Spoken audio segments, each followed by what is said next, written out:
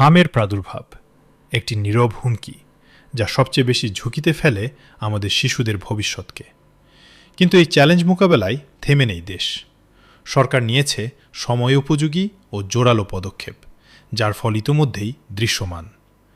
2 দফার টিকাদান কর্মসূচির মাধ্যমে 19,53,843 জন শিশুকে আনা হয়েছে সুরক্ষার ছায়াতলে। প্রতিটি টিকা শুধু একটি ইনজেকশন নয়, এটি একটি প্রতিশ্রুতি, এটি নিরাপদ আগামী দিনের বিনিয়োগ।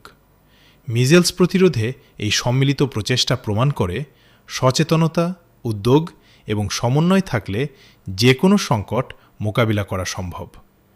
একটি সুস্থ, নিরাপদ ও শক্তিশালী বাংলাদেশ গড়ার পথে এই অগ্রযাত্রা শুধু সরকারের নয়, এটি আমাদের সবার। কারণ প্রতিটি সুরক্ষিত শিশু মানেই একটি উজ্জ্বল ভবিষ্যৎ।